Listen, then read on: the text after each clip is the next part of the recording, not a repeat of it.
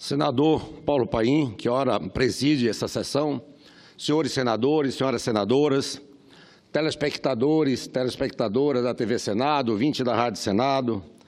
Senador Paulo Paim, hoje eu venho a essa tribuna para a gente comentar aqui e fazer o nosso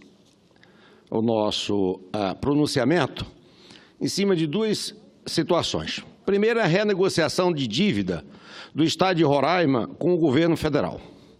O governo do Rio de Janeiro, após longa temporada de cálculos, negociações e reuniões com o ministro da Fazenda, fez valer, a partir de dezembro de 2017, o acordo de recuperação fiscal, como parte de um programa federal criado para socorrer os estados que atravessavam grave crise financeira. O plano aderido pelo Rio de Janeiro tem prazo de 3 anos, prorrogável por mais 3 anos. Segundo as projeções dos técnicos do Tesouro Nacional, até 2020, o Estado terá um reajuste fiscal na ordem de 63 bilhões.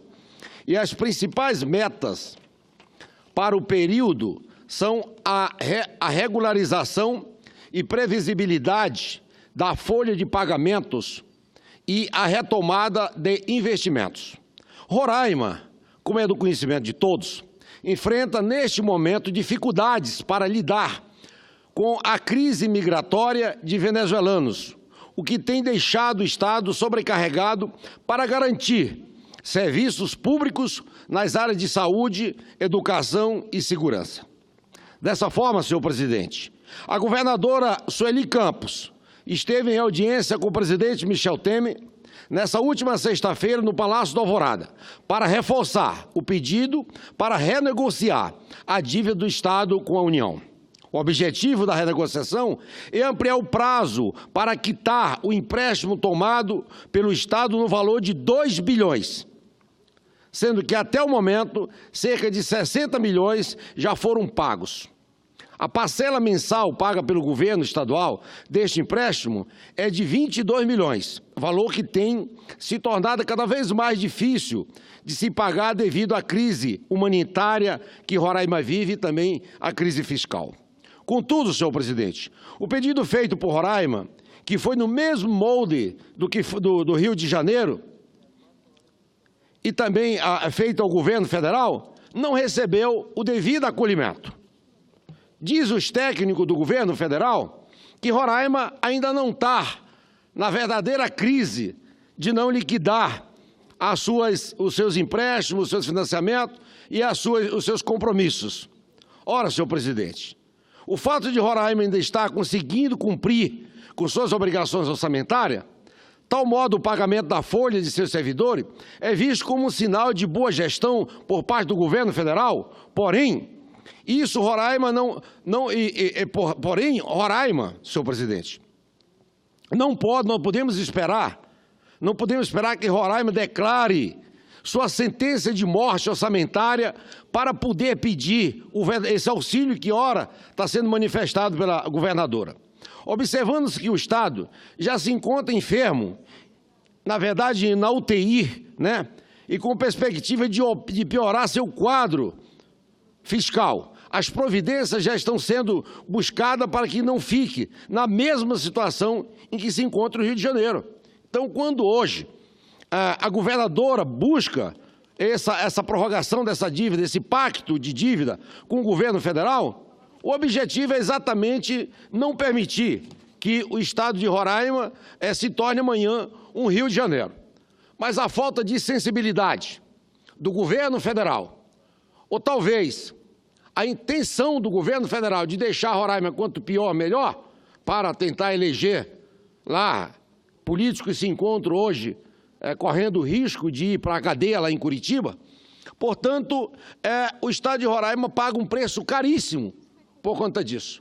O governo federal não resolve a questão fundiária, não resolve a questão energética, não resolve a questão do cadastro ambiental rural, não resolve a questão da mosca da carambola, não resolve a questão da corrente que hoje é colocada entre o Estado de Roraima e o Estado do Amazonas.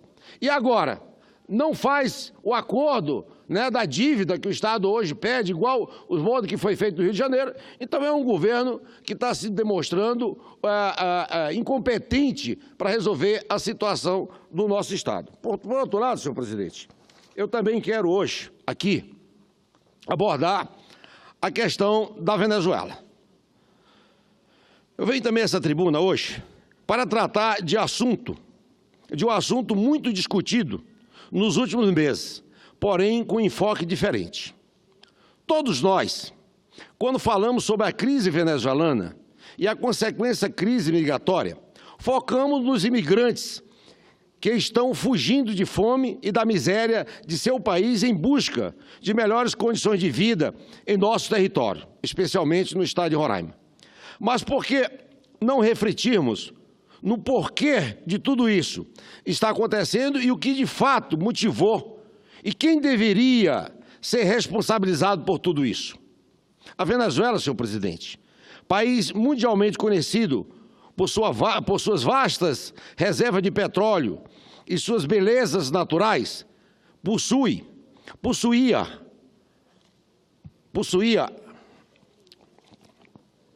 há não muito tempo uma economia forte e autossuficiente para a sua população. Contudo, apesar destes históricos e de seu grande potencial humano, tendo em vista que seu povo é altamente instruído intelectualmente, a Venezuela se tornou um país de fome, medo, miséria e sem futuro. O país enfrenta graves problemas sociais e econômicos, tais como a inflação, que é a mais alta do mundo, 720% ao fim de 2017 e 2068 ao fim deste ano, segundo o FMI. Escassez de medicamentos e produtos básicos nos mercados, alta criminalidade urbana e censura à imprensa. A escassez de emprego afeta desde os trabalhadores dos setores terciário até os mais altos níveis de formação acadêmica. Essas pessoas não conseguem emprego em suas cidades, passam fome, chegam a procurar comida nos lixos e, por isso, recorrem como última alternativa à fuga de seu país à procura de asilo no Brasil. Vemos em Roraima pessoas altamente qualificadas, que falam 3 idiomas, com mestrado e até doutorado. Estudantes de medicina se sujeitam a subempregos, pois, ao menos desta forma, conseguem comprar o que comer para se manterem vivos. A Venezuela, senhor presidente, e seus cidadãos estão despreparados, estão desesperados com essa situação. Mas o que ou a quem devemos atribuir tamanha regressão de uma sociedade em um espaço de tempo tão curto? São poucos os que ressaltam e condenam a ideologia ditatorial venezuelana que causou e tem causado tudo isso. Ficamos calados, voltamos nossas atenções somente para o que estão adentrando no nosso país, sem, contudo, obrigar e cobrar uma atitude do próprio governo venezuelano.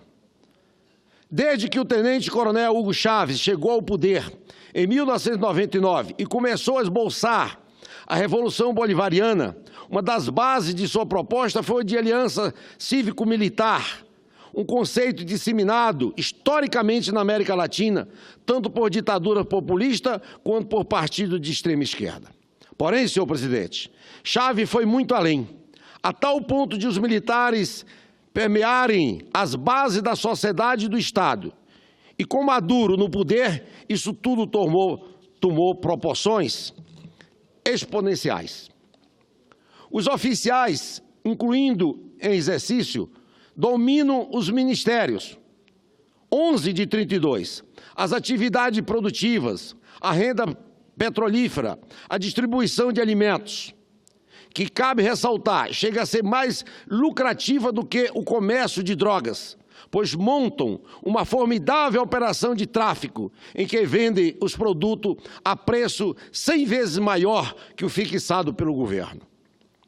E essa distribuição de alimentos, excelentíssimos senhores senadores e senadoras, tornou-se um fator de controle social pelos militares, uma vez que a população está enfrentando um dilema: sair e protestar ou fazer fila para retirar os alimentos e se alimentarem. A população, então, se vê de mãos e pés atados. Apesar de fortes pressões internacionais e da própria Organização dos Estados Americanos, OEA, com a demanda pelo estabelecimento de sanções comerciais, financeiras e diplomáticas para isolar e estrangular o governo Maduro, o que se pesquisa econômica e da ciência política tem revelado é que a eficácia das sanções é pequena e seu custo social e humanitário é enorme, senhor presidente. Então, prezados senadores e senadoras, ao meu entendimento, o que devemos fazer é, além de buscar acolher os cidadãos que estão vindo ao nosso país em busca de questões básicas de sobrevivência, devemos pressionar também o governo venezuelano para que tome providências, formar uma corrente internacional e demandar providências, pois caso também não seja feito nada na origem, nosso país sofrerá ainda mais, com as consequências chegando à beira de um colapso social e econômico. E o Estado de Roraima, lamentavelmente, é quem está pagando esse preço. Muito obrigado, senhor presidente.